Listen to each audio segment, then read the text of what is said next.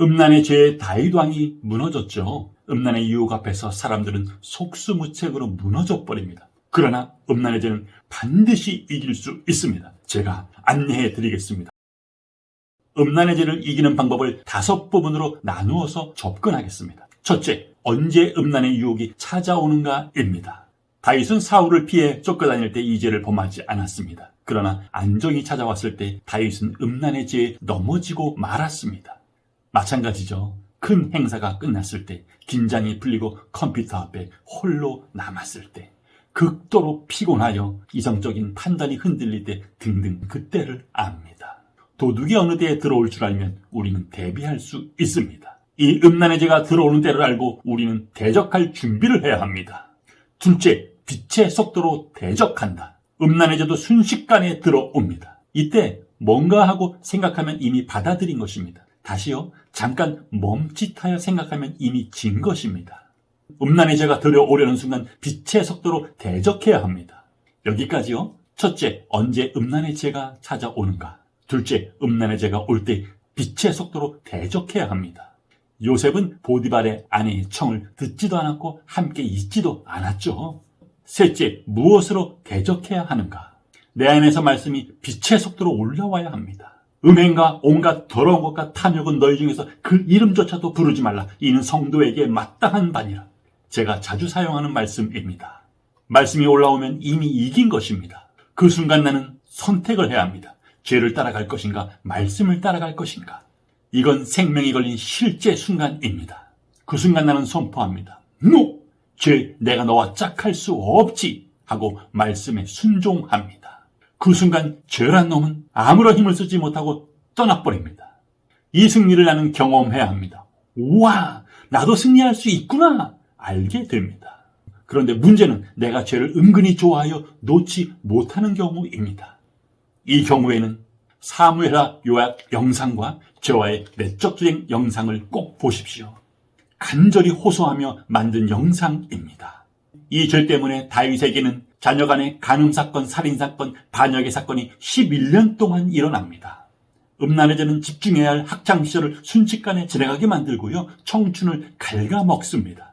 또한 대부분의 아버지들이 이 죄에 걸려있기 때문에 부부간의 갈등, 자녀 교육의 문제가 발생합니다. 이 문제를 뒤로 미루지 마십시오. 오늘 단칼에 해결합시다. 넷째, 깨어 있어야 합니다. 한번 이겼다고 또 이긴다는 보장은 없습니다. 선줄로 생각하는 자는 넘어질까 조심하라 말씀하셨습니다. 내가 음란의 죄를 막았다면 죄란 놈은 다른 경로를 타고 또 찾아옵니다. 겉으로 드러나는 죄가 아닌 교만, 탐심, 미움 등으로 찾아옵니다. 대부분의 그리스도인들은 겉으로 드러나지 않는 이 죄를 가벼이 여깁니다. 그러나 이 중에서 하나에 걸려 넘어지게 되면 죄란 놈은 그 경로를 타고 들어와서 나를 무너뜨립니다. 모든 죄의 뿌리를 거슬러 올라가면 그 한 놈이 있습니다. 그래서 뒷짐지고 옥상을 건널 때가 가장 위험한 순간입니다. 항상 깨어 있어야 합니다. 그런데 깨어 있어서 죄를 대적하여 승리를 하면 할수록 나는 강한 청년이 됩니다. 그러면서 나는 어둠의 가치관에 대항할 수 있는 강자가 됩니다.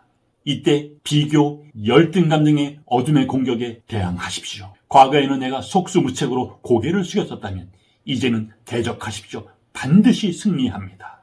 다섯째, 그러면 이 힘의 능력은 어디서 오는가? 이 능력의 근원은 말씀입니다. 그래서 성경 읽기를 포기하지 마십시오. 성경 읽기는 영적 탯줄과도 같습니다. 그리로 하나님의 말씀이 영양분으로 공급됩니다. 성경 읽기는 지금까지 내가 몇 독을 했느냐가 아니라 중요한 것은 지금 내가 성경을 읽고 있느냐입니다. 성경 읽기를 멈추는 순간 나는 죄에 대항하지 못하고 죄를 은근히 좋아하는 마음으로 돌아서 버립니다. 정리하겠습니다. 마지막에 중요한 결론이 있습니다. 음란의 죄의 유혹에서 반드시 승리할 수 있습니다. 언제 죄의 유혹이 찾아오는지 잘 생각해 보십시오. 죄의 유혹이 오는 순간 빛의 속도로 대적하십시오. 무엇으로 대적하나요? 말씀을 준비하였다가 내 안에서 그 말씀을 끌어올려 대적하십시오. 그리고 깨어 있어야 합니다.